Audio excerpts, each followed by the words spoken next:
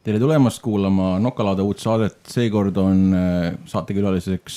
Rainer Vakra, kes on Riigikogu liige ja kes sai valimistel müstiliselt 4237 häält. Ja samuti on meil stuudios siin abiks Laura Mallene, kes on ametilt ajakirjanik. Tere Rainer, tere Laura. Tere. Me olime nagu selline laulukoor. Tere! Kuidas õnnestus nii palju hääli saada? See on täiesti minu jaoks müstiline tulemus. Mina panin ka oma nimekirja ja mina sain 59 häält ja kui me vaatame ministreid, siis üks minister sai lausa 29 häält. Et 4237 selle kõrval on niivõrd müstiline tulemus, et ma ei saagi aru. No kõigepealt on alati see koht, et nii vähegi, kui mul võimalus tekib, siis ma südamest ja siiralt tänan kõiki neid inimesi, kes hääletasid. See on vastutus, see tähendab seda, et me peame igapäevaselt aina rohkem oma kodulinna osas pingutama, aga selline vastus on tegelikult lihtne, nii nagu ma ütlesin, et tegelikult on see võimalik võtta kokku ühe lausega, et erinevalt võib-olla paljudest teistest linnadest ja Tallinna mõttes linnaosadest, siis Nõmme elanikud ei lasknud ennast lollitada sellise maksumaksja raha eest tehtud klounaadi või tsirkusega. Meil ju kandideerid seal mitmed inimesed, kes tegelikult ise elavad Viimsis või Paides või kusagil mujal. Mina ju olen selle töö tegemise kõige paremas mõttes seda teinud ja Nõmme vankrit üritanud vedada nii hästi, kui ma oskan ja suudan Nõmmel 10 aastat. See tähendab seda, et ma elan Nõmme turust ise 500 meetrit, ma tean igat Nõmme tänava auku peast, kõiki lasteaedade muresid, suudan kõik leida pimesi ilma kaardita, ilma GPS-ita Nõmmele üles, tean iga maja probleemi, miks värvi on aed ehk igapäevaselt jooksen seal, sõidan rattaga, talvel mööda neid kergliiklusteid seal suusatan, et ise Nõmme elanikud oled kogu kodukandi asjadega kursis ja ma arvan, et see ongi see, ma ütleks nagu võti, aga see on see põhjus, et inimesed lihtsalt kohaliku omavalitsuste valimistel tegelikkus ikkagi usaldada neid inimesi, kes reaalselt teavad, kuidas asjad Nõmmel käivad ja kes on südame hingega asja juures. Et siin on ka mitmed kordi ette heidetud, et Vakra teeb seda ainult ennem valimisi, siis ma ütlen, et see on nagu selles osas mündi üks pool, et need inimesed, kes tegelikult ei tea sisu ega asja, et näiteks ka see kolmapäev käisin ma heakorra talgutel Rahu kiriku hoovis riisumas ja see on selline tõsine kogukonna fun, mida tuleb teha hinge ja südamega ja see on nagu selline näide nagu spordist, et ega olümpiavõitjaks ei tulda 2 kuud ennem olümpiamängu, kui sa alustad treeningutega, et võtad hantlit kätte, hakkad pumpama, et 3 aastat ja 10 kuud sööd friikartuid ja hamburgerit ja siis 2 kuud enne mõtled, et nüüd võiks hakata trenni tegema, et tulla olümpiavõitjaks, et see on pidev töö, mida tuleb teha rõõmu ja naerul näoga, mitte selline higimull otsa ees, vaid lihtsalt olema sinna ise. Ma arvan, et see ongi kõige õigem vastus. No selles mõttes, et paljud poliitikud kandideerisid, kas see on siis pigem selline kriitika koht, et nendel jäi see töö tegemata, et valimiste vahelisel ajal jäi neil see otsesuhtlus tegemata? Jah, ma arvan küll, et see sama, et mõeldakse, et kui sa ise elad Paides, et paneme ta Nõmmele kandideerima, et üks on see otsesuhtlus, teine on see, et ma veel kord arvan, et Nõmme sõna otseses mõttes sellises külakogukonnana, kus iga naaber tunneb naabrit, kus räägitakse, on ka kõige raskem viia läbi sellist, nimetagem siis seda selliseks tsirkuseks, kus sa siis linna raha eest teed mingi kampaania või paned kedagi kepi kõnni tegema, kes tegelikult kunagi sporti ei tee või midagi muud sellist, siis paratamatult Nõmme valija hammustab selle läbi. Teatud linnaosades ma arvan sellist 1980. aastate stiilis massimeedia kampaaniat on lihtsam teha. Nõmmel kindlasti on tänapäeva mõttes võiks ütlema, et on võrkturundus, on vaja seda nii-öelda oma toodete reaalselt igapäevaselt tunnetada, mitte see, et sa lihtsalt vaatad pilti ja hääletad, et iga linnaosa on ka eraldi ja Nõmme see kogukonna tunne, et me toetame oma kandi meest on kindlasti, kui me räägime Tallinnast, siis kõikidest linnaosadest kõige tugevam. Aga ma arvan üldse jah, et kui te nende ministrite näitad, siis see on konkreetselt see koht, kus neid ju nii-öelda karistati neid parte selles osas, kes tõepoolest lihtsalt oma kuulsuse najal soovisid neid hääli saada, et kui me vaatame ka tegelikult sellist valimiste ajalugu, siis iga valimistega ikkagi aina vähem saavad hääli lihtsalt kuulsad sportlased või lauljad. Kas me tahame seda või mitte, aga nii see on, et kui me vaatame esimesi valimisi seal 90-ndatel või vaatame täna, siis see, et sa oled lihtsalt kuulus laulja, siis see põhimõtteliselt sulle automaatselt tuhandeid hääli ei too. Et selles osas ikkagi ma väidan, et inimesed on pidevalt aina haritumad ja teadlikumad, mis valikud on. Ja isegi kui me räägime nendest valimislubadustest, siis kui ikkagi, ma mäletan ka 2005. aastal, et riigi ja kohaliku tasandi lubadused olid pahatihti segi nagu pudru ja kapsad, siis täna me näeme ikka üksikuid selliseid näited, kus kohalike valimiste nii-öelda kampaania või selgitustöö ajal keegi räägib riigi maksudest ja vastupidi. Et see küll vahest tuleb sellises suuremas diskussioonis, aga plakati peal harva või ma mäletan, et 2011 Riigikogu valimistel vist Viimsis oli, kus Riigikogu valimistel lubati, et me ehitame uue kooli, mis on puhas omavalitsuse küsimus. Et tegelikult selliseid libastumisi on iga või lollitamise või kuidas seda nimetame, on iga valimisega aina vähem. Kas see, et Erki Korb sai 386 häält, kas seda võib pidada nõmmelaste umbusaldusavalduseks senisele linnaosa vanemale? No kui me soovime seda, me võime ka niimoodi tõlgendada, et põhimõtteliselt võiks selle lühidalt vastata jah, aga no linnaosa vanem muidugi on ju teinud ka väga palju vigu ja mitte õigeid otsuseid, mida olen ka välja toonud ja rõhutanud, olgu see selleks, kui sooviti Nõmmele arhitekt kaotada. Et kui me räägime üldse mingist linnaosas, kus arhitekti koht on vajalik, siis see on nagu Nõmme linnaosa. Et 93. aastal, kui linnaosad loodi, siis arhitekti nii-öelda amet oli kõige esimene amet üldse linnaosas. Ennem kui tuli linnaosa vanem või raamatupidajad või kes tahes teine, oli arhitekt. Ja nüüd, kui tuleb keegi välja, arvab, et arhitekti võiks ära koondada. Noh, sellised asjad nagu ei ole nagu nõmmelastel vastu võetud, see on täiesti nagu vale, võiks öelda isegi arulage ja mõtlematu käik või näiteks see, et mida ma olen ka mitmeid kordi näiteks toonud, et Nõmme turg. Nõmme turg oli Nõmme linnaosavalitsuse allasutus, mis teenis aastas 1 000 000 krooni kasumit, mis investeeriti Nõmme nii-öelda heakorda, olguseks kas mänguväljakud, seal samas lillepeenrad või kui vaja, siis tehti sinna Nõmme turule kontserdid, üritused, siin tuleks rohkem inimesi. Selleks, et üldpilt Tallinna linnast nii-öelda jutumärkides Tallinna turgudel oleks positiivne, ehk tegelikult Lasnamäe turg on täna pankrotis, sinna on mõttetult investeeritud 20 miljonit eurot, seal inimesi ei käi, aga et müüjad seal üldse oleks, siis neil makstakse täna vesi, elekter, kõik kommunaalid kinni. Ehk tegelikult ta teenib nagu räiget miinust. Ja selleks, et aasta lõpuks Tallinna linnavalitsus linnapeaga saaks öelda, et näete, et meie turgude eesmärk ongi see, et nad on nullis, nad ei pea kasumit tooma, siis tegelikult pandi Nõmme pluss ja Lasnamäe miinus kokku ja et tekitada selline null ja põhimõtteliselt võime öelda, et siis Nõmme turuga hoitakse üleval Lasnamäe turgu ja need on nagu need otsused, mis ühelegi Nõmmelasele ei ole vastu võetavad. Ma vaatan, et sul on Nõmme probleemide iseloom on sul väga hästi tunned seda asja ja tõesti tegeled selle hingega, aga kuidas selline tüüpiline kampaania tegemise päev välja näeb, et mis on need tehnikad, mis on need viisid, kuidas sa valijatega suhtled, kuidas sa lähed nende juurde, mida sa neile lubad, mida sa neile nänni jagad või kuidas see välja näeb? Mina hästi ei kujuta ette, et ma läheksin kuhugi ukse peale koputama ja räägiksin, et siin samas kesklinnas kasvõi, kus ma elan, et hääleta minu poolt. Mulle tundub see kuidagi võõras tegevus, aga võib-olla sa saad natuke valgustada seda. No ma kõigepealt veel kord, et ma pean tunnistama seda, et mul on hea meel selle üle, et kõik need, kes räägivad ja rõhuvad sellist ja kasutavad sellist sõna puhas nagu kampaania, et see tundub nagu selline kunstlik või artificial, et sa oled nagu midagi loonud, midagi sellist, mida tegelikult ennem ei ole, et nüüd me nagu kaks kuud ennem istume maha, et mis me nüüd teeme, et kas me koputame rohkem uksi või jagame rohkem kommi või pliiatsid või midagi muud sellist, et ma veel kord rõhutan ja ma olen nagu ise selle täielik pooldaja ja mul on hea meel, et täna ei ole põhjust mitte nii-öelda ainult loengu vormis öelda, vaid seda on ka nagu reaalne elu tõestanud, et see on igapäevane töö. Et ma mäletan ka Nõmme linnaosa vanemana, kus ma 6 aastat oli au töötada, siis ikka jälle küsiti, et mis te kampaania ajal või mis te enne valimisi teisiti teete. Siis mul on alati öelda, et ma väga vabandan, aga ma tõesti ei oska midagi teisiti teha, et kõiki neid mõtteid ja ideid, mis meil on olnud, neid me oleme igapäevaselt rakendanud, et kui see on nagu pidev protsess, et olgu see kas raamatu kirjutamine või et kui sa raamatut peatükki kirjutad ja sul on nagu viimased peatükid käsil, siis sa äkki ei hakka midagi muud moodi kirjutama, et nüüd on finaal või on vaja nagu lõppsõna kirjutada. Sama on spordiga, et kui sa ikkagi olümpiamängudeks valmistud, siis see on pidev protsess. Loomulikult on teatud mõttes selline tihedus just,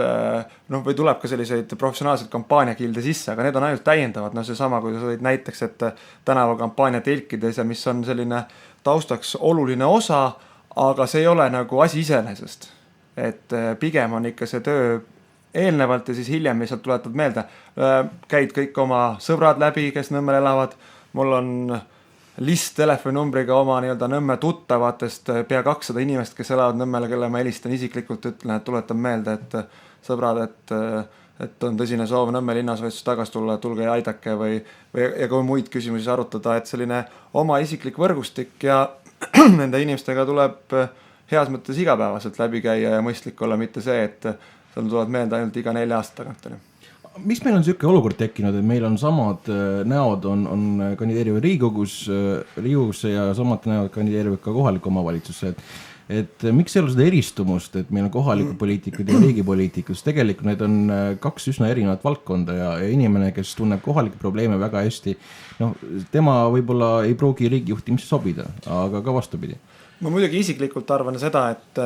ja olen seda ka korduvalt välja öelnud, et see, et mingi hetk kirjutati seadusesse, et Riigikogu liikmed ei või kaasa lüüa kohaliku omavalitsuse volikogude töös.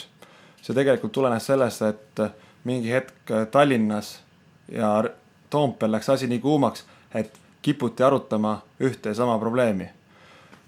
Ma arvan, et see on jälle selline lihtsustatud näide just Tallinna põhjal, mis täna on olukord muutunud, et suures pildis, et kui oled sa valitud Võrust Riigikokku mingist väikesest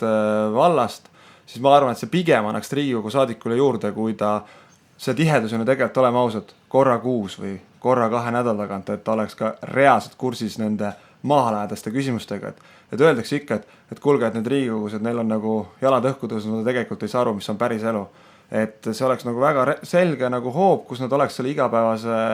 tööga kursis ja vastupidi, teaksid rohkem neid kogukonna muresid ja neid sellise, kuidas ma ütlen, sellise kunstliku või mida kasutatakse küll väga tihti vahesti rohujuure tasandil olevate küsimustega. Et mina esiteks arvan üldse, et kõik võiksid paralleelselt ka näiteks Tallinna volikogus ja Riigikogus töötada, et see, et mingi hetk sattusid need koalitsioonid täpselt nii olema, et Riigikogus räägiti Tallinnastest samad inimesed ja siis nad läksid üles Toompea, rääkisid jälle samadest asjadest, siis see oli, ma arvan, ka toonase sellise poliitilise kultuuri küsimus. Aga loomulikult, nii nagu sa ka ise ütlesid, et kui sa kandideerisid ja ukselt uksele sina koputaksid või seda teeb näiteks, ma arvan, et ukselt uksele koputamise maailmameister Jüri Ratas, siis on ka sisuline vahe, et kui uks avatakse ja kes seal siis on, et kas on Jüri Ratas või sina, et see tuntus konkreetselt näiteks ukselt uksele koputamisele loomulikult aitab kaasa, et või olgu see Erki Nool seal ukse taga, et härra Nool isiklikult või et härra Ratas teie või see on seal keegi, vabandust selles mõttes, kelle nägu visuaalselt on nagu tundmatu, et see on oluline vahe ja see kindlasti lihtsustab seda kampaania tegemist, aga veel kord ma arvan, et väga paljud Riigikogu liikmeid, kes ka kandideerivad, tegelikult huvitavad need kogukonna probleemid ja löövad selle hinge ja südame kaasa, aga kindlasti on ka neid, kes on lihtsalt pandud sinna selliseks pardiks, et professionaalselt, keda tuntakse, teatakse ja lihtsalt, et äkki toob hääli, aga seekord ju pigem oli näha, et näiteks ministritel ikka ju liiga hästi ei läinud või vähemalt mõningatel. No Urmas Paet tegi väga hea tulemuse. No kui Urmas Paeti, siis ma arvan, et kui nüüd teha põhjalik kodutöö, siis Urmas Paet tegi ikka kehva tulemuse võrreldes sellega, et mis on lähtepunkt, et kõik varasemad korrad on ta vähemalt 2 korda nii palju hääli saanud, kui ta seekord sai, et selles osas ka Nõmmel väga selgelt siis näidati selles osas nagu teatud mõttes oma suhtumist ja oma sellist valmisolekut toetada ministrid, et Urmas Paet on ju tegelikult saanud kordades rohkem, kui ta seekord sai hääli varasematel valimistel. Lubasid intervjuus Delfile 12. septembril, et kui sa saad valituks, siis sa lähed ka kohalikule tasemele tööle. Aga minu teada sa täna volikogus ei ole, et mis juhtus seal? No Delfile ma ütlesin väga selgelt, et minu eesmärk on tööle naasta oma kodulinnaossa ja linnaosa valitsusse. Ja pealkirjada tõepoolest, nad sõnastasid sellises vormis, et seda nüüd võimalik tõlgendada nagu mitmed pidi. Loomulikult alati saab öelda, et erinevalt siis kõikidest muudest omavalitsuses, siis Tallinnas on ka halduskogud ja halduskogu liikmeks ma kindlasti saan ja oma tööd ka seal jätkan. Aga kahjuks Nõmme linnaosa vanema temaatika seisneb ainult ühe mehe otsuste taga ja hetkel see mees on Edgar Savisaar, ainult tema teab, kes Tallinna järgmised 4 aastat juhib, olgu see kas abilinnapea või linnaosa vanemate näol. See, mida ta otsustab, seda teab ainult tema, see, millise tujuga ta hommikul üles tõuseb, mida ta eile õhtul sõi, see kõik kindlasti seda otsust mõjutab, aga kõiki neid küsimusi peaks tema käest küsima, et ma tõesti lootsin ja tegin tegelikult hingega ja tõsiselt tööd selle nimel, et Tallinnas midagi muutuks, et ma arvan, et üksuspuha, mis erakonna ainuvõim ei ole kasulik, et see teeb inimesed ülbeks, arrogantseks ja üleolevaks ja ma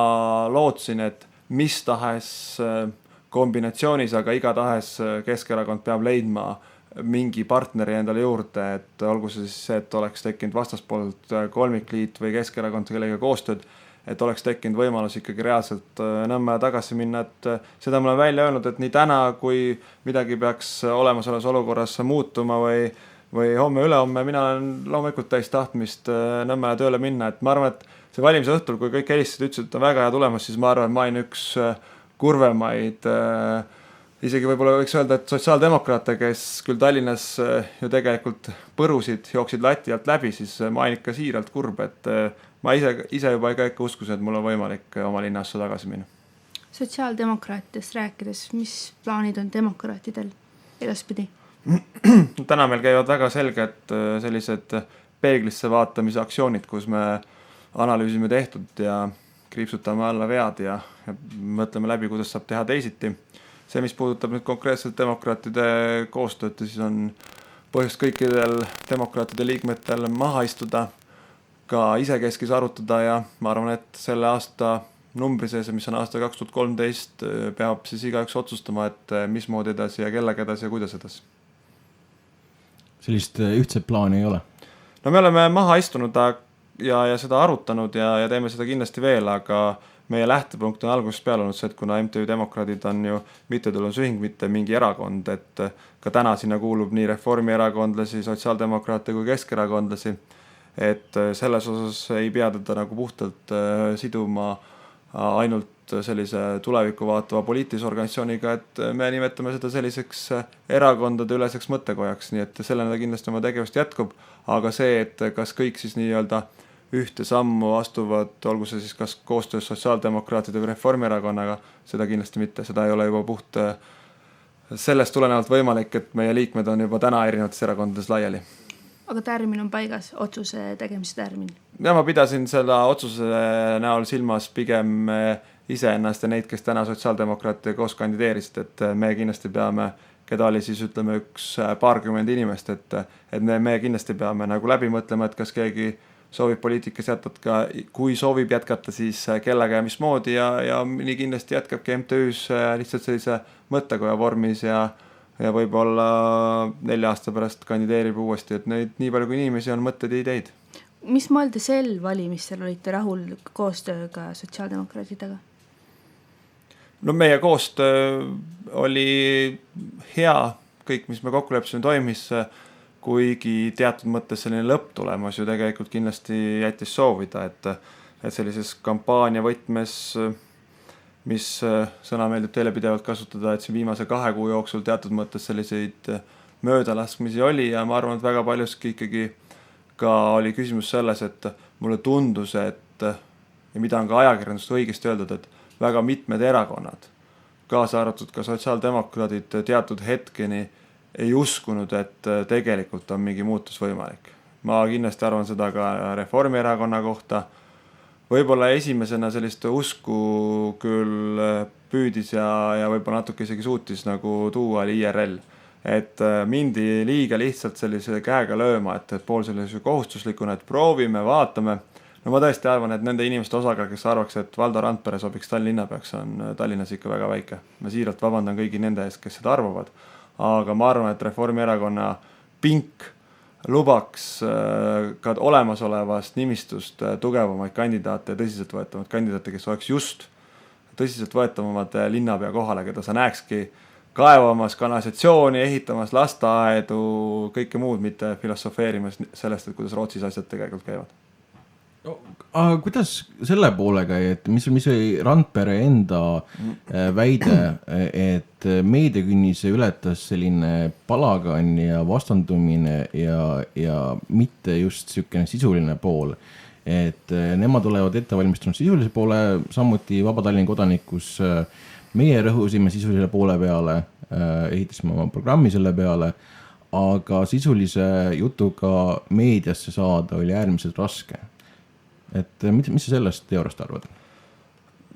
No ma julgen arvata, et Valdo Randperele ei peaks see küll uudisena tulema, et kui ta kui ma ei eksi, kas on pühapäev vist, on ta TV3-s koos Aivar Riisaluga arutlemas, siis ma küll ei saaks öelda, et see nüüd on väga sisuline ja selline faktidel põhinev diskussioon, et pigem nagu vastupidi, et temale see küll ei tohiks üllatuseks tulla, et Eestis meediakünnise ületab pigem sellise kollase ja tsirkusega kui sellega, et sa väga sisulise argumentatsiooniga, et kõik see, mis nagu tagantjärgi arutatakse, et umbes, et meie istusime ümber laua ja soovisime tõsiselt rääkida, teised tegid pulli ja võtsid kogu tähelepanu, et selles osas kõik on õige, aga sõbrad, seda me teame ette ja ma võin öelda, et see on ka järgmistel valimistel nii ja see on ka Eesti ühiskonnas homme nii, et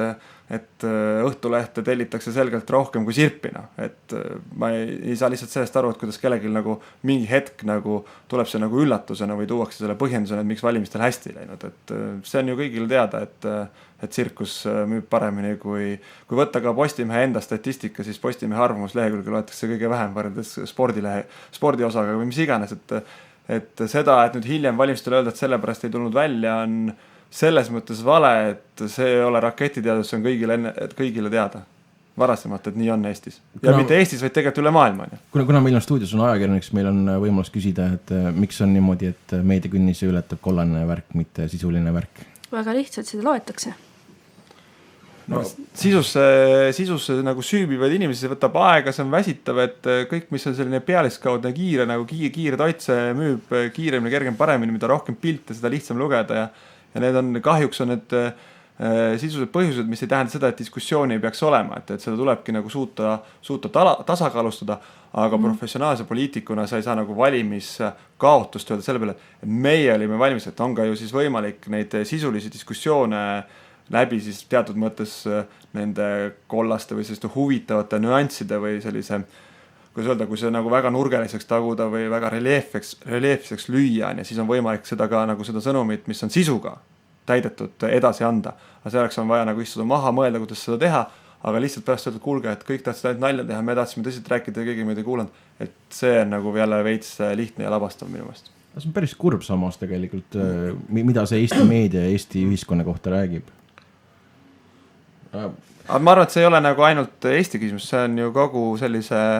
läänemaailma kultuuri osa, et siis ongi see koht, kus me saame lõpuni arutada ka selle üle, milleks me võiks uue saate kindlasti teha ja mitu päeva järjest siin arutada, et kas lääne kultuur tänases mõistes, kus tõepoolest võitjaks osutub siis see, et kellel on siit ilmast lahkudes kõige rohkem asju, et kas see on üldse jätkusuutlik või mitte, et kui ma näiteks minu esimene kõrgharidus on keskkonnaalane, siis ma olen seda pidevalt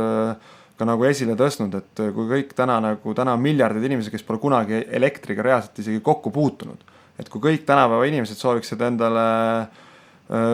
sülearvutit, iPadi, autot, külmkappi, siis maailma keskkond ei peaks sellele vastu, et see neid kohti on nagu lõpmatuseni, et see lääne maailma kultuuri osa tegelikult on ainuke võimalus meil loota, et see on üks arenguetapp inimkonnale, et sellest nagu kasvatakse välja, et lõppkokkuvõttes saadakse aru, et ei ole vaja nagu Eestis tuleb uus poeg ette 3 päeva varem sinna telkidega ööbima minna ja ootama, et saada uusi riideid ostane. Et see on midagi müstikat, millest mina näiteks aru ei saa, et kuidas see võimalik on. Nii, sa oled halduskogusse. Mis loom see halduskogu on, kuidas sinna saab ja kas sinna saavad ainult need nimekirjad, kes said oma inimesega volikokku või pääsevad sinna kõik häältearvu põhjal, et me kuna Vaba Tallinna Kodanik ei künnise alla, siis me oleme üritanud aru saada, et kes sinna halduskogusse pääseb ja me ei ole siiamaani aru saanud, sest see sõnastus nagu peaks meid lubama sinna, aga meid ei taheta sinna lubada. Kuidas seal on? no kõigepealt, kui rääkida halduskogust, siis mille vastu ma olen pidevalt seisnud ja millest on kokkuvõttes võime öelda vähe tolku olnud, et see suund on olnud selgelt sinna poole, et halduskogu roll Tallinna linna juhtimissüsteemis on pidevalt vähenenud ja marginaliseerunud. See on täna tegelikult juba täiesti soovituslik nõukoda, kui me võime nii öelda, et põhimõtteliselt mitte ükski otsus ei ole linnavalitsusele täielikult nagu selliseks kohustuseks või vetoõigus puudub kõikides valdkondades. Seetõttu tegelikkuses see halduskogu roll on selgelt tühisem, kui seda vahest üritatakse näidata ja just linnavalitsus poolt, kes väidab, et ma vaatasin, Edgar tegi näiteks, härra linnapea tegi seda jälle väga oskuslikult, kus ta ütles, et eks halduskogud panevad novembrikuu lõpuks linnaosama paika. Tegelikult on näited, kus halduskogu on keeldunud antud kandidaati kinnitamast ja pannakse ikka paika, lihtsalt pannakse klausliga, et sobis, nimetagem üks nimi, kodanik X, perekond Y-ga ja halduskogu seda ei toetanud, aga linnavalitsus toetab ja selles osas nagu halduskogu roll on piinlikult väike ja tegelikult on see vale, et see on nii tehtud. See on tehtud seda väga lihtsal põhjusel, et näiteks Nõmmel on halduskogus 17 liikmest ainult kas 3 või 4 keskerakondlast, mis tähendabki seda, et siis tegelikult selline õlitatud masinavärk, mis toimib Lasnamäe häältel, ei saaks Nõmmel toimida. Ja seetõttu peab tekitama olukorra, kus pidevalt halduskogu roll oleks tühisem, sest vastasel juhul Nõmmel tekiks pidevalt probleeme Nõmmel, Pirital ja võib-olla veel mõnes linnaosas, kus Keskerakond ei võitnud. Ja selle nii-öelda probleemi kõrvaldamiseks on tehtud halduskogus selline nõuandev koda, millest mitte midagi olene. Mis nüüd puudutab seda valimissüsteemi, siis kõige olulisem punkt, millest peab aru saama, on see, et põhimõtteliselt volikoguga samal ajal valitakse halduskogu, aga halduskogu liikmeks saavad need Tallinna elanikud, kes kandideerisid selles linnaosas, kus nad ise elavad ja kirjutasid ka halduskogusse avalduse. Ehk see tähendab seda, et mina kui Nõmme elanik kandideerisin Nõmmelt Tallinna volikokku ja kirjutasin ka avalduse, et soovin astuda Nõmme halduskokku, siis minust saab ka Nõmme halduskogu liige, kui osutud valituks. Küll aga kui ma oleks näiteks ka Nõmme elanikuna võinud kandideerida koos sinuga kesklinnas või Pirital ja saanud ka volikokku ja võib-olla saanud ka näiteks kesklinnas 4000 häält, siis ma ei oleks saanud ei kesklinna halduskokku ega Nõmme halduskokku, ehk sa pead kandideerima konkreetselt selles linnaosas, kus sa ise elad ja saama valituks sellest linnaosas. See on esimene klausel, mida tihti nii-öelda üldiselt Tallinna elanikud ajavad segamini, võib-olla süvenenud, mis on lihtsalt mõistlik, see ongi keeruline. Ja see, mis nüüd puudutab seda 5% künnist, mis sa küsisid, siis ma ütlen, et ma esimest korda lugesin seda ise eilsest Ekspressist, et mina eeldasin, et Tallinna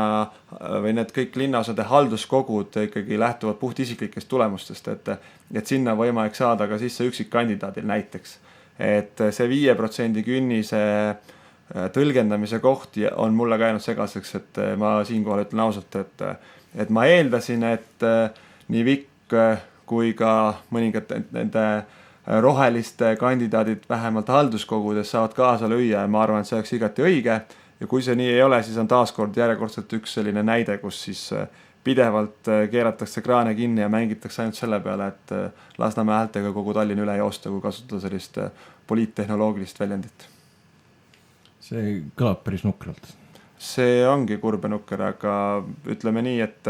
et kogu sellest tuleks teha järeldus, et täna peaks hakkama juba tööd tegema aasta 2017, et mitte siis jälle tõdema, et ma toon ühe lihtsa näite, mida ma ka eile arutasin, et kui avati Lasnamäel see kirik, siis ja seal on erinevaid avamisi olnud ja me kõik saame aru, kes vähegi mõtlevad inimesed on, et ühtepidi nendele see kirik on kindlasti positiivne, väga suur ja hea tegu ja teiselt poolt Edgar kindlasti ka on selle rakendanud valimisvankri ette. Seal on 2 ühes, et me ei saa nagu öelda, et see nüüd ainult valimiste projekt on, see on selgelt vale, sest kirik on olemas ja õigeusu inimestele see ka korda läheb. Ka Nõmme inimestele ma tean, kes käivad on seal kirikus pea nüüd iga pühapäev sealt käinud või vähemalt väga tihti seal automas on mulle seda väitnud, siis kui seal on mis tahes üritusi, siis põhimõtteliselt kõik ülejäänud erakondade ja esindajad ütlevad, et see on Edgar Savisaare valimisüritusest, meie sinna ei lähe. Vastupidi, et kui sa soovid tuua nagu muutust ja murrangut, siis nendele inimestele, seal on kindlasti väga palju inimesi, kes on siis tõesti lihtsalt õigeusklikud ja tõesti ütlemegi nii, nagu mulle ütleks üks nõmmelane, et on väga vähe õnnelikke põlvkondi, kes näevad, kui kerkib kirik. Et kirikud elavad tuhandeid ja tuhandeid aastaid, aga on väga üksikud põlvkondi, kes näevad, kuidas seda ehitatakse. Et meie oleme need õnnelikud väljavõetud, kes nägid, kuidas see kirik on. Et järgmised 100 põlved käivad selles samas kirikus ja ei näe, kuidas seda nagu ehitatakse. Ja see on see koht, kus ma ütlengi, et tegelikult vastupidine. Oleks pidanud seal kohal olema ka näiteks sotsiaaldemokraatide esindajad alates Reformierakonnast, et ühesõnaga tuleks nagu vaadata nagu pikemalt ette, et kui me siis ütleme sellele, mis inimestel läheb korda, et see on ainult Edgari kirik, kindlasti jah, tema on seda vedanud, ta on rakendanud seda ütleme ebaeetiliselt teatud mõttes oma valimisprogrammi ette, aga see ei tähenda seda, et tegemist ei oleks positiivse algatusega ja asjaga, mis ei lähe Lasnamäestele korda. Siis seal tuleb kohal olla, nendega suhelda ja sellest osa võtta, mitte siis öelda 2 kuud nii-öelda ennem valimisega, mis sest, et me midagi tegelikult teie koos teinud ei ole, aga ikkagi valige mind, et koputada uksele öelda, et tegelikult ausõna ma olen kõige parem mees. Ma arvan, et see lihtsalt ei toimi. Minu kolleeg Viktoria Lõdõnska kirjutas eelmisesse lehte väga hea loo sellest, et miks venelased valisid Edgar Savisaart. Ja see teema, et kuidas venelastega rääkida, see on miskipärast viimastel nädalatel selline üleüldine. Et oskad sa öelda, et mida peaks siis tegelikult tegema? No, see on see sama näide jälle, et need, kes siis nii-öelda valimistel põrusid, lisaks sellele, et nad leiavad, et süüdi on kollane ajakirjandus või Eesti ajakirjandus, kes on liiga kollane, mis ma veel kord rõhutan, et see on ju kogu maailmas nii ja see ei ole kellegile uudis, siis see sama on see, et venelast tuleb rääkida, et mulle pigem nagu meeldib oma pinginaabri Deniss Bonoritsi Riigikogus pinginaabri mõte, et ega need inimesed, kes räägivad vene keelt, need on täpselt samasugused tallinlased nagu kõik meie. Need tegelikult huvitavad ju samad küsimused, et tänavades korras, et oleks lasteaiad. Lihtsalt küsimus ongi selles, et mitte keegi tegelikult ju selle 4 vahepealse perioodi puhul ei lähe sinna Lasnamäele. Ka inimestega nagu rääkima või et tegelikult see ei tähenda sellist jälle nagu kõigil tundub, et see peaks olema midagi sellist müstilist, et nüüd me hakkame mingid erinevad moodi venest rääkima. Ma arvan, et kui see sama energiat kulutataks, mis muidu kulutatakse normaalses suhtluses inimestega ka sellele, et Lasnamäele, ma arvan tõesti, et nendest, kes Lasnamäel kandideerisid, suurem osa nii-öelda nendest või vähemalt nendest partidest pole selle 4 aasta vahepeal mitte kunagi seal Lasnamäel käinud. Et ei rääkinud inimestega, ei suhelnud, et see on see kogukonna ja sellise kohaliku omavalitsuse eripära, et seal ei saa jätta lihtsalt selliseks viimaseks 8 kuuks ja siis koputada uksele kell 9 ja öelda, et tere, et mina olen see ja see, et valige mind, et ma olen nagu kõige parem. Et see on taaskord selline pidev töö, pidev suhtlus ja näidata ka seda, et avardada seda maailmapilti. Loomulikult nad elavad teises meediaruumis, selles, mis puudutab PBK-d, mis puudutab seda linnameediat, aga ega keegi ei ole ka teinud ju tegelikult selliseid samme, et käinud siis seal ise suhtlemas nendes korteriühistus, kus on nagu, ma mäletan, et vähemalt mõned aastad tagasi vist kõige suurem korteriühistu oli, kus oli 10 000 inimest Lasnamäel. Et need on nagu sellised numbrid, millega tuleb arvestada ja see ka lõppkokkuvõttes otsustab valimistulemuse. Ja see, et see on nagu võimalik, ma tean, et seda on ka nagu viimasel väga palju kirjutatud ja joonistatud ja alla joonitud on see Jevgeni Ossinovski näide Narvas, kus ka kõik väitsid, et seal ei ole võimalik. Ma tean ise, et täpselt 2 aastat on seal ka sõna otseses mõttes. Ta ütles, et kui näiteks oli mingi tehase kollektiiv, paljudesse teda ei lastud, öeldi, et ainult Keskerakonda, kui lasti, vahest oli 5-6 kuulajat ja rääkis tund 2, et mida tuleb muuta. Nemad rääkis edasi ja nii 2 aastat järjest, kõik nädalavahetused põhimõtteliselt. Et see ongi see, et kui sul on korteriühistusse, teed iga majaga koosoleku, räägid nendest küsimustest, võib-olla algul on 3-5 kuulajat, järgmine kord on 7, võib-olla mõnikord on 2, võib-olla mõnikord ei tule üldse kedagi, aga nii-öelda samm-sammult tulebki seda tööd hakata tegema, et ega siis ei ole kohe nii, et lähed Lasnamäele ja tahaksid rääkida kõigi 100 000 ja veel rohkema inimesega, et see on tegelikult lihtsalt tegemata töö, et seal ei ole mingit jälle taaskord mingit raketitöö teadust, et ma arvan, et selles osas me võime sama paralleeli tuua, olgu see Nõmme või Lasnamägi või Mustamägi või Pirita või mingi muu vald väljaspool Tallinna, siis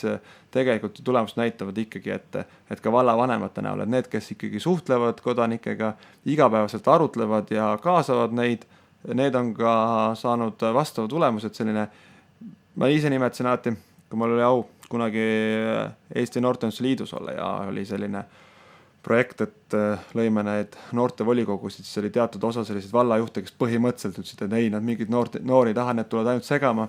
siis me alati nimetasime neid selliseks dinosaurusteks, kes niikuinii teatud hetkel kahjuks poliitikast peavad lahkumas, neid ei valita tagasi, et see ei ole lihtsalt tänapäeval võimalik, et sa näiteks ütled, et meie oma valla noortega ei arvesta, et las nad umbes mängigu palli või joonistagu kriidiga asfaldile, et meie neid ei kaasa, et see on lühinägelik ja ma arvan, kui veel selle valimisega keegi veel sai vallavanemaks, siis järgmisega kindlasti enam nii ei saa. Vaadates seda Tallinna olukorda Toompealt, kus sa igapäevast tööd teed, kas ei teki kiusatust muuta valimisseadust? No ma näen, et seal on 2 varianti seda muuta. Üks on see, et Nõmme iseseisvaks linnaks,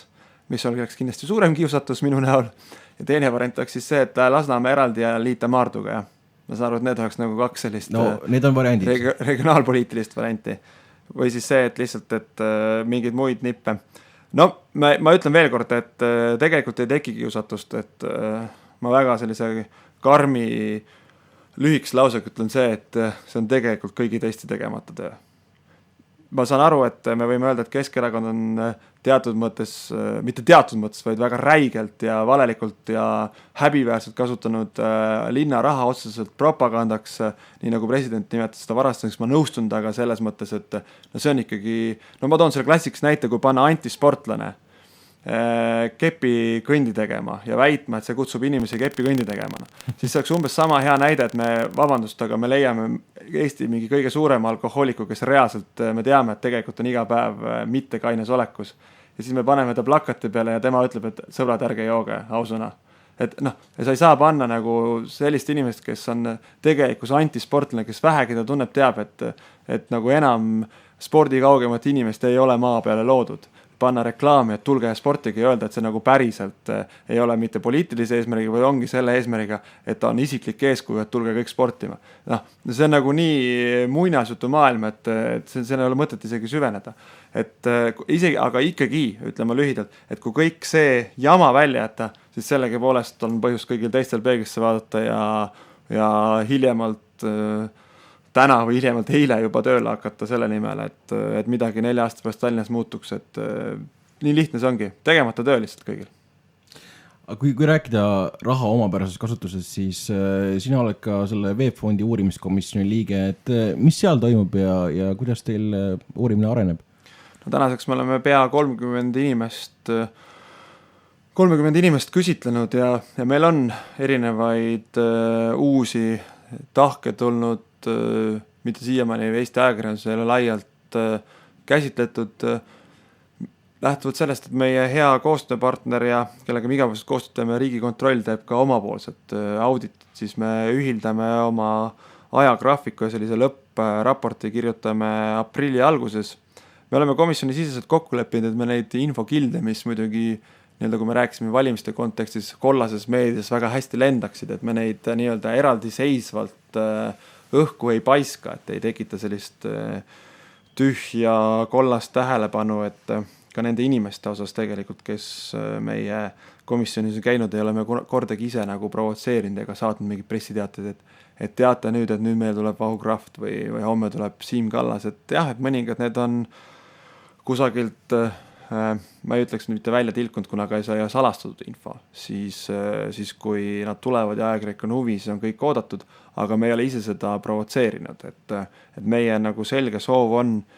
ikkagi lõppkokkuvõttes see teema nii lahti kirjutada, kui see täna on võimalik, sellepärast, et aega on möödas, aga meile tundub, et ikka mõningaid selliseid nüansse, mida varasemalt pole teatud, on meile nüüd nii-öelda avanenud, aga töö käib ja teema on huvitav, kuigi kurb on selle üle, et kuna juriidilises mõttes ei ole võimalik kedagi vastuse võtta, siis me saame ainult teha sellise eetilise näpuvibutuse ja muidugi kohati ma pean tunnistama, et hirm on, et Eesti toonased tippjuhid on nii lühikese mäluga, et väidavad, et nad ei mäleta, mis seal toimus ja et nad ei mäleta, kas nad sinna allkirja panid ja muid selliseid asju, siis tekib küll hirm, et kuidas ikka 15 aastat tagasi üldse Eesti riiki juhtida sai, kui neil selline mälu on. Aga see on selline arvatavasti meie komisjoni eripära, et sealt uksest sisse astudes siis mälu kaob ja kui ukse kinni paned, ju see mälu ikka taastub. No mind huvitab üks konkreetne nüanss selle juures, et okei, et ärme räägime sellest, mis on uut infot tulnud sealt komisjonist. Eks see ole selline lõppraporti teema, aga ma tean, et sina kirjutasid kirja Teabeametile, kus sa küsisid, kas neil on midagi materjale Veebfondi teemal ja said vastuse, et neil ei ole mitte midagi. Ometigi teistest allikatest, ka ajakirjanikelt, ilmselt tead, kellest ma räägin, oleme kuulnud, et Teabeamet 90-ndatel uuris põhjalikult Veebfondi teemat ja neil on tegelikult väga palju materjale. Mille peale mina saatsin Teabeametile selline selgitustaotluse, et kas neil on õigus valetada Riigikogu liikmele, et neil ei ole midagi, kuigi neil see on olemas. Kas seadus annab neile selle õiguse? No mille peale mind saatsid viisakalt kuu peale muidugi, aga äkki sina tead, kas neil on õigus valetada sulle, öelda, et neil ei ole midagi? Ei, kindlasti mitte ja ma mäletan ka seda juhtumi, millele sa viitad, et see on selline konspiratsiooniteooria. No mina pean ütlema, et on kaks varianti, kas ma olen lihtsalt sinisilmne või veel usun Eesti riiki ja Eesti riigi süsteemi, et ma kontrollisin kõiki neid vihjed isiklikult ja helistasin kõik läbi ja kõik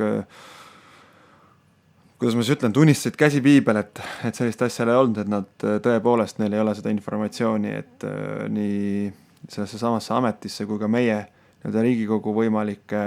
inimesi, et no see nii-öelda konspiratsiooniteooria tegelikult põhines sellele, et tuli esimene kiri, kus ka olid vastused ja siis see võeti tagasi ja saadeti uus kiri, et see tegelikult oli veel keerulisem. Siis kui oleks tõesti selline versioon, mida sina rääkisid, siis võiks see veel olla nagu tõenäolisem, aga kuna see minuni jõudnud versioon oli see, et Riigikokku jõudis ka tegelikult algul vastustega kiri, mis siis hävitati ja uuesti,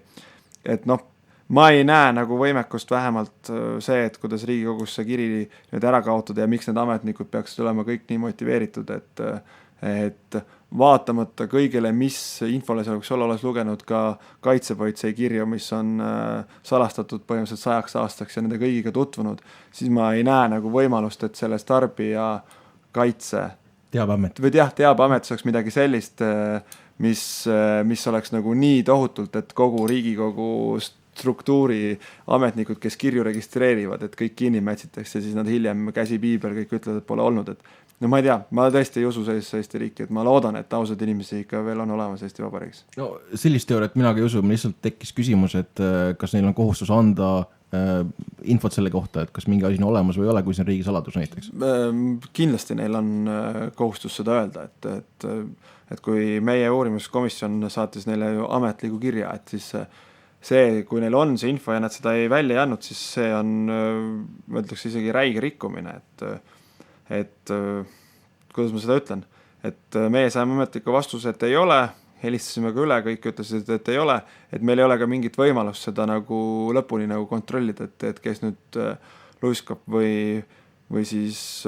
jätab teatud asju oma teada. Noh, põhimõtteliselt loomulikult, kui me oleks nii veendunud, et see on konspiratsiooniteooria, siis me peaksime omakorda kaebama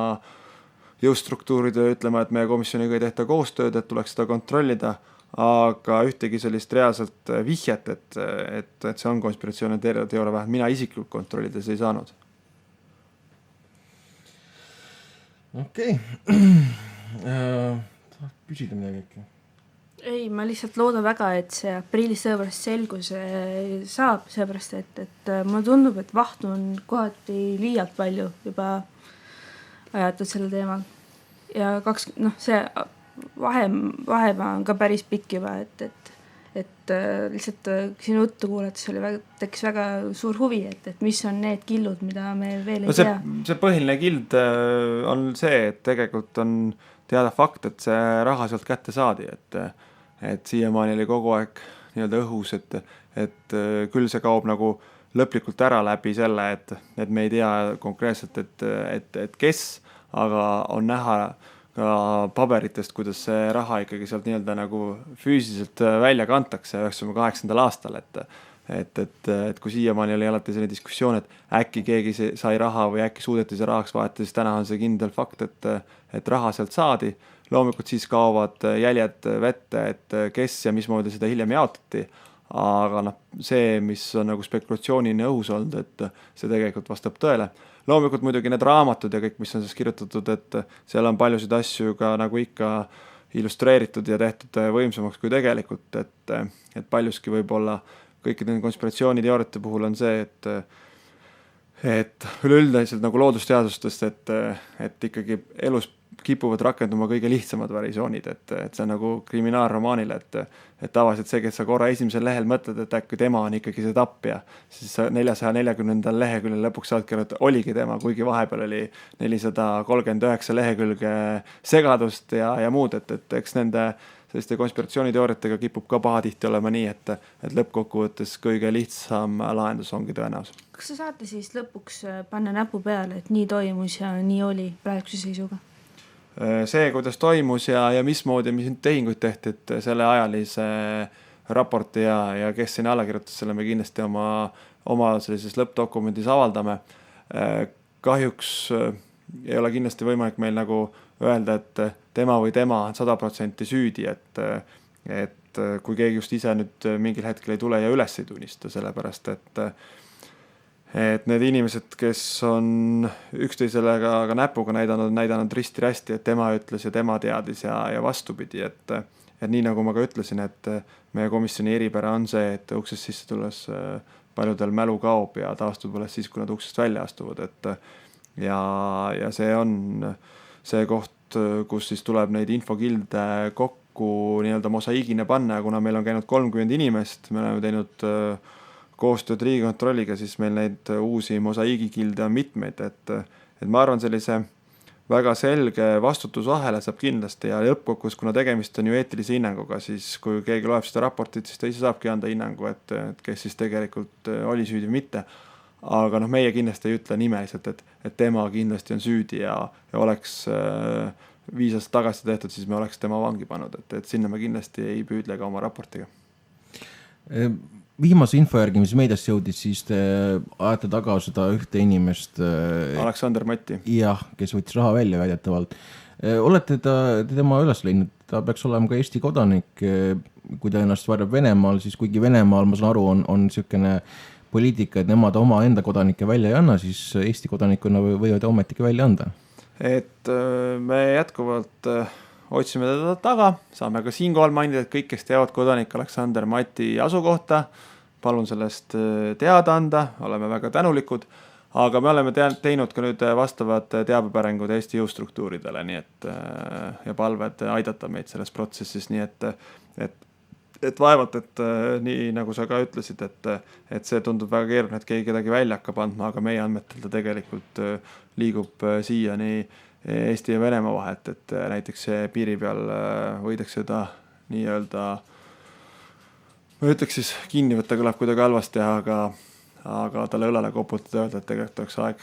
minna komisjoni ette vastuseid andma. Äkki peaks üritama teda püüda Interpoli kaudu? Võib olla küll jah, arvestades viimaseid nii-öelda ideid ja mõtteid, mis siis nagu lendavad ja vastukaja leiavad, aga põhimõtteliselt tegelikult meie komisjonis see Interpoli ülesriputamise jõudu ei ole lähtuvalt seadusest tulenevalt, et tegelikkuses see veebfond või kõikvõimalikud Riigikogu erikomisjonid ei oma sellist jõudu, et me saaksime näiteks teatada mingile jõustruktuurile, kes siis tuleb ja ajab üles, koputab uksele ja tõmbab voodist välja, paneb käed raudu ja toob kohale, et selles osas selline juriidiline jõud tegelikult meie komisjonil puudub ja läbi ajaloo peab tunnistama, et ei ole ka olnud ühtegi sellist juhust, kus keegi oleks tulemata jätnud. Et täna Aleksander Mati puhul on tegemist esmakordse juhtumiga Eesti ajaloos ja ma arvan, et sellest saab selline teatud mõttes ka näidis järgmiseks kordaks, et kuidas me selle lahendame. Kas mitte lindiskandaali ajal Edgar ei keeldunud tulemast rääkima? Oli ka komisjon. Kas ta ikka lõpuks minu teada, ta küll algul keeldus, aga lõpuks ta ikkagi ju minu andmetel seal käis, aga võib-olla ma eksin, vähemalt mulle nõunikud väitsid, et kõik need inimesed, keda on kutsutud, on ühel või teisel moel kohale tulnud. Okei, ma ise ei ole süvenenud selles asja, aga kusagil... Aga ma kindlasti ka praegu on see koht, kus ma nüüd ei paneks kätt pakule, ütleks, et see on 100% nii või pead pakule. Okay. Mis sulle endale praegu muret teeb? Ma saan aru, et on riigieelarve läbirääkimine ja seal on väga palju erinevaid võimalusi mõjutada tulevikku ka opositsioonil ja minu teine küsimus, et kas tulevad ööistungid või ei tule? Hetkeseisuga, kui meie ettepanekuid ei arvestata, siis iseenesest opositsioon on teinud üle 400 ettepaneku, et kui ka seda numbrit vaadata, siis ma arvan, et pigem täna on ööistungid tulemas, nii et selleks, et opositsioon saaks vähegi näidata näpuga ja üritada oma sellist tagasihoidlikku soove sinna riigieelarvesse panna, et arvestataks ka natuke nii-öelda saali teise poolega, siis on ööistungid hädavajalikud. Aga kui sa küsid laias laastus, mis mulle nagu muret teeb, siis see, mis ma olen ka korduvalt öelnud, et see Eesti poliitika häda, et näidatakse teistele näpuga, ise tehakse täpselt samamoodi ja see mul meenuski praegu kohe selle ööistungiga, et kui IRL tegi üli suurt kampaaniat ja seda nagu väidavad kõik, et kuidas Tallinnas kõike otsustab ainult Edgar Savisaar ja Keskerakonna teerull volikogus, mis on jutt jumala õige, kirjutan 2 käega alla ja ütlen, et täpselt nii ongi. Siis on jälle nagu teistpidi, ma vaatan, kuidas see kõik käib Riigikogus, siis see on täpselt vastupidi, et kus siis Keskerakond väidab, et kuidas koalitsiooni ehk Reformierakonna IRL-i teerull rullib neist üle, et ma ütlen taaskord väga õige, kirjutan 2 käega alla. Ainult, et küsimus on siis see, et kumbki osapool võiks siis ise näidata nagu eeskuju ja teistmoodi, et tegelikkuses on selline, et pikalt lühike mõte ongi see, et see tegelikult mind Eesti poliitikas kurvastab kõige rohkem, et kõik on kõvad jutumehed ja näitama, et kuidas on asjad kehvasti, aga põhimõtteliselt välja arvatud siis täna sotsiaaldemokraatides kõigil ülejäänutel oleks võimalik seda nagu reaalselt ka tegudes tõestada, et ühtedel siis riigieelarves, et tõesti tere opositsioon, et ajame seda Eesti vankrit korrekut, et mõningad mõtted on teil tõesti kasulikud, et me toetame ka neid. Või siis teistpidi Tallinnas oleks võimalik seda teha Keskerakonnale, et võib-olla tõesti, et mõningad mõtted on ka teil mõistlikud, et me toetame ka seda, aga ei. Mõlemal pool sõidab teerull karmilt ja on tõmmatud joon vahele, et need, kes istuvad siin pingiridades, nende ideid ja mõtted arvestame, need, mis on teised, neid me arvestame, siis lihtsustatult tähendab seda, et demokraatia klassika, et 51% inimesi siis nende otsuseid arvestatakse 100% ja 49% ei kuule keegi, ehk on 0%. Mis teil riigieelarves kõige suuremad sellised muudatusettepanekud on, sellised põhilisemad? Mis puudutas seda sotsiaaltoetusi ja lastetoetusi, et kõik, mis puudutas sellist pehmemat poolt, et Eesti inimvara tervikuna on see, millest on võimalik nagu Eesti riiki edasi arendada, et üks selline punkt, mis mulle nagu teatud mõttes, kui ma alati kuulan sellist rahandusministri ennast salgavat väitlust selle teemal, et kuidas Eesti riigi eelarve puhul tasakaalus, mida ta muidu jätkuvalt ei ole juba mitmendat aastat, aga et kuidas väidetakse, et kuidas kogu laen on kindlasti saatanas, siis me just ühel päeval sattusime oma sõpradega arutama, et huvitav, et Reformierakonna valijatest, kes on noored inimesed, et palju neil endal tegelikult on laen või mitte. Et kuidas on suudetud nagu riigis nagu maha müüa see idee, et selle asemel, et ka võib-olla teatud mõttes ikkagi investeerida nendesse töökohtadesse ja kui on vaja majandust nagu käivitada, siis toetada seda ka teatud mõttes laenudega, et kas see on nagu hea, et Eesti on nagu kõige väiksema laenukoormusega on ja samal ajal, kui me vaatame eraisikuid, siis Eesti eraisikute tasandil on Euroopas ühe kõige suurema laenukoormusega üldse, nagu me vaatame. Siis võiks küsida nendelt noortelt inimestelt, et vabandust, et kui me toome nagu riigi paralleeli, et aga miks te ei ela oma vanemate tagatoas oma naise ja lapsega, et miks te võtsite nagu laenu ja soovisite nagu oma võimalustest ette või miks te liisite autot, et miks te ei kogu 10 aastat auto jaoks raha ja siis hakkas auto sõitma, et teatud mõttes on Eesti riigil ka nagu sama paralleel on. Et võib-olla nagu selleks, et ikkagi õpetajate palk ja päästjate palk ja see tuua nagu nii-öelda see Eesti elatustase sinnamaal, et meil ei läheks 100 000 inimest ära, et võib-olla peaks nagu võtma võib-olla sellel hetkel, et see samm astuda, et tulevikus oleks nagu parem elu, siis see 10-15 aastane nii-öelda ette, et see oleks vähemalt diskussiooni koht, on ju. Et need inimesed, kes täna võtnud korterlaenu, kolinud oma vanemate juurest ära alustanud isiklikku elu, on väga selge sihiga, et see annab neile tegelikkuses lõppkokkuvõttes paremad võimalused igapäevaselt panustada, oma elu elada ja korraldada ja ka Eesti riiki rohkem nagu panustada. Et kuidas isegi tegelikult lihtsalt kõik sellised sisulised diskussioonid lõigatakse läbi ja öeldakse, et see, mis täna on ainuõige tee ja kui teile ei meeldi, võite siit salist nagu välja astuda. Et selline ülbe poliitiline arrogants on muidugi fantastiline, kuhu Eesti riigi ministrid on mõningad jõudnud. No mõnes mõttes ma saan aru, et suures saalis kaamerate ees ja ka Tallinna volikogus, et käib siukene teerulliga ülesõitmine, et vaja võib-olla valijana näidata, et nemad on võimul. Aga kuidas komisjonides lood on? Kas komisjonides on siukse opositsiooni häältega arvestamine, kas on seda rohkem, kas kuulatakse või on seal ka teerull? No ma ikka julgen öelda, et ka seal on teerull, et loomulikult diskussiooni on võib-olla rohkem, aga praktikas lõpuks ikkagi on teerull, et kohati ikka küll tundub see, et opositsioonis küll vaidled, ma tahan kindlasti on mõningaid näited, kus me oleme suutnud, ma näiteks ise keskkonnakomisjoni liikmena, kus siis on asjad pooleli jäänud ja nii-öelda tagasi võetud, et see eelnõu on tõesti nii rumal olnud. Aga ütleme nii, et 10-9 juhul siis see tähendab ikka, et koalitsiooni häältega läheb läbi, kui nad on seda otsustanud.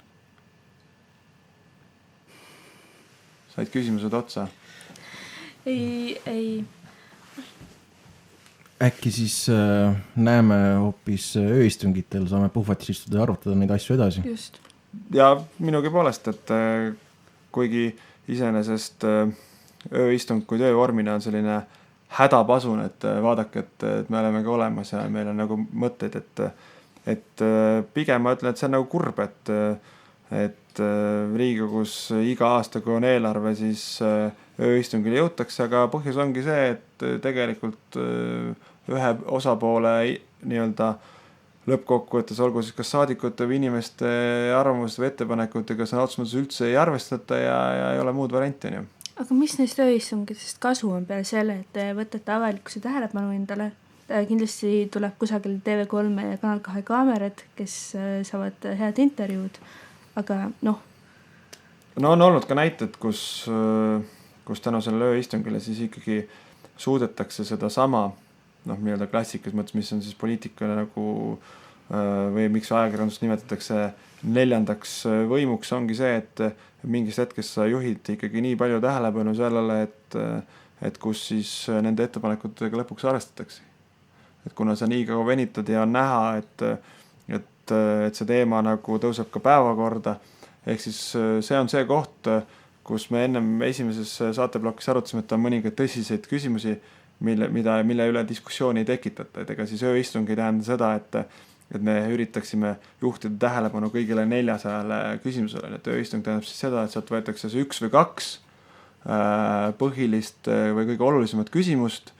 millele siis juhitatakse tähelepanu, ehk see on see sisuga täidetud punkt või dokument, millele soovitakse saada siis ka koalitsioonipoolset toetust. Ja siis põhimõtteliselt see käib nii kaua kui ööistung, kas siis 40 kokku või vahest on lausa 2 ööpäeva peaaegu olnud, et 48 tundi räägitakse kogu aeg ühest samast asjast, siis on nagu tõenäosus, et lõpuks seda ka nagu lõpuks kuulatakse ja aktsepteeritakse. Et see on tegelikult selle ööistungi sisu, et leida see üks tõsine probleemi koht, kahjuks küll tõesti ainult 400 leida üks, aga siis sellele nii palju tähelepanu juhtida, täpselt nii nagu te ütlesite, TV3, Kanal 2-ga, ka Rahvusringhäälingu abiga, blogides, mis iganes, et lõpuks teatud mõttes siis suruda koalitsioon selle küsimusega arvestama või selle eelarve muudatusega. No eelmine kord oli nii palju kasu, et sündis sellest üks väga huvitav raamat. Jah. Et tähendab seda, et mitu kärbest ühe hobiga. Jah. Kaarel Tarand on nimetanud riigieelarve pahnaks. Ma arvan, et see on tema õigus seda nii nimetada, ma kindlasti ei oska seda nagu kommenteerida, et mis osas ta täpselt seda nagu pahnaks nimetas, et ma ise ei ole seda uudist lugenud või seda kirjatükki, kus ta seda arvab, aga et noh, jälle see on selline nagu üldiselt mul selline väga lihtsustatult ja labidaga löödud pealkirjad muidugi kindlasti on jälle, ma juba kujutan ette, et see allikas on kas Delfi või midagi kollast, et keegi üldse seda loeks, vastas juhul keegi mingeid riigieelarve lugusid ei loe, siis tuleb sellepärast kirjutada selliseid vägevaid ja huvitavaid pealkirju. Üks on see Sirbist. Sirbist ka siis, aga noh, ma saan aru, et võimendus on Delfi poolt või? Jah, seda küll on avalikkuseni toodud Delfi poolt, et ta näiteks muuhulgas on kritiseerinud teatmikute ostmisele kulutatavat summat, mis on väiksem vist, nagu ma aru saan. Aga see, et seal on murekoht või nimetagem siis seda, millega ma rahul ei ole, sellega ma olen muidugi nõus, et vastas juhul ma ei oleks ka valmis seal öö läbi istuma ja vaidlema, et neid punkte on seal mitmeid, aga noh, kui konkreetsest loost näidata, siis ongi nii, et tema pealkiri nüüd Sirbis originaalis on Pahna, kui ma aru saan, ja Delfis oli see, et Kaarel Tarand nimetab eelarvet pahnaks, et noh, juba on ikkagi nagu olukord on nagu oluliselt muutunud, vaadates Sirbi ja Delfi pealkirjani. Kui me siin ennem sellist meediaanalüüsi tegime,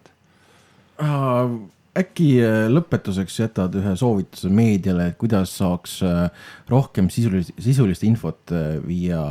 lugejani ja hääletajani? Et nii-öelda meediaväljaannetele või neile, kes soovivad seda sisulist, et kummale poolele me püüame nõuanda anda meediale? Ma arvan, et mõlemad on võimalik, et head allikad. Ma arvan, et meediale on seda väga raske ette kirjutada, sellepärast, et tänases meediamaailmas, kus loevad klikid ja lugejate arvud, siis Sirpi toetatakse riigieelarvest ja Õhtulehte mitte. Et siis on nagu väga raske hakata nagu Õhtulehele ette kirjutama, et ausõna, et tehke Sirpi, aga Sirp saab riigieelarvest toetust erinevalt teist. Et selles osas lihtsalt tuleks öelda, et professionaalsemaid ajakirjanikke, et ma arvan, et üks selline, kui me räägime sisulise info nagu vähesest levikust, siis see jääb ka paha tihti, ma nüüd vabandan kõigi ajakirjanikke, et mitte nüüd lüüa ühe puuga, aga on ka neid nendes samades kollastes, kes tõepoolest tegelikult ei adu ka seda, mida nad küsivad. Et nad teevad intervjuu ja ma olen ka ise näinud, kus siis nagu kohati tekib siiralt küsimus, et kas te tegelikult nagu varem üldse olete selle küsimusega kokku puutunud, on ju. Et ma toon täiesti nagu välja mõeldud näitega, kuna näiteks VEB-fondis, et tuleb keegi küsib VEB-fondi kohta, küsib sellise küsimuse, ma ei tea näiteks, et vabandust, kas te panete kedagi vangi, kuigi seda nagu kogu aeg räägitud, on ju, et seda ei ole võimalik, et aeg on möödunud ja kõik on ju, aga noh, ma ei välista siiamaani, et mingi teatud väljaande ajakirjanik, kes saab hommikul laua taha mingi noor ajakirjanik, et mine küsib sellise küsimuse. Et noh sellist, aga see on ka jälle selline Eesti tööjõu juba laiem küsimus, aga ma arvan just, et sellist professionaalsuse tõstmist, et kes ja süübimist sisusse, et mitte nagu ka jääda liiga sellisesse kollasesse ja lihtsamasse versiooni, aga see kõik taandub jälle sinna, et see lihtsam ja kollasem müüb on ja et seal ei saa nagu selles osas lõppkokkuvõttes midagi ette heita. Ja see, mis puudutab nagu teist poolt, et kes soovib sisuliselt oma sõnumeid edastada, siis ega seal midagi muud ei olegi, et kui me siin 2 minutit tagasi rääkisime Kaarel Tarandist, siis me nägimegi, et isegi Sirbis on ikka sellised pealkirjad, mis nagu kutsuvad lugema, et Pahn on Pahn ja siis on Delfis võimendus, kuidas Kaarel Tarand ütleb, et riigieelarve on Pahn ja siis seda kõik nagu loevadki. See on veel tegelikult lahedamalt. Kaarel Tarand, lugupeetud rahvaesindajad, teie lauale jõudnud riigieelarve on Pahn. No vaat nii on isegi pandud Delfi pealkirjaks on ja sisu on tegelikult täiesti selline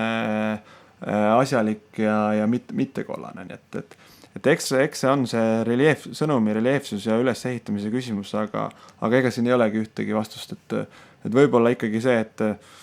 et rääkima 1000 korda ja üle korrutama igal pool, kus on võimalik ja hinge ja südamega oma asja kogu aeg ajama, et ega siin sellist mingit võluvitsa ei olegi, et kuidas seda nagu otse ja ühtemoodi teha, et kui me arvatavasti seda teaksime, siis me võiksime öelda, et me võiks oma mingi Nobeli preemia laureaatideks küll ennast esindada, kui me teaksime, et nagu sellise 3 lausega suudaks öelda, kuidas alates homsest on Eesti meedia täidetud vaid sisuga ja sellise sisuga, mida kõik loevad ja klikivad ja ei vaata mingit lihtsalt ilusaid värvilisi pilte näiteks. See kõlab siukse toreda unelmana, aga ilmselt me sinna niipea ei jõua, aga eks me saame kõik natuke panustada kas või sellega, et me ei kliki pahna peale. No ma saan aru, et meie saade äkki ka liigitub sinna alla, kus me rääkisime asjast, mitte vormist. Ma loodan küll vähemalt, aga eks kuulaja on see, kes lõpuks otsustab. Siis sa oled juba omalt poolt ühe sellise suure sammu Eesti ühiskonna parendamist selle panust teinud. Ja erinevalt Sirbist ma ei saa riigieelarvest toetust veel. No, aga ma sain aru, et sa ütlesid veel, et siis seal on nagu kavas seda tulevikus saada, et äkki sa siis mõtled selle peale ja... No 400 muudatusettepanekut olemas, 401 ei kõla ka pahasti ju tegelikult. Et sellele saatele, mis oli Nokalaat, eraldi riigi toetus.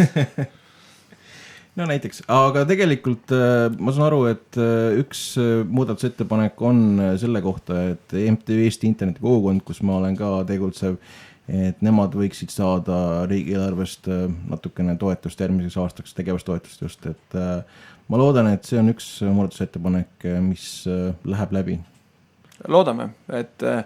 eks need muudatusettepanekud on kõik tehtud, kui ma numbris mäletan õigesti, oli 402, et siis oleks 403 see Nokalaade oma, aga põhimõtteliselt, et eks nad ikka kõik on tehtud lootus, et nad läbi lähevad, nii et lootus sureb kõige viimasena.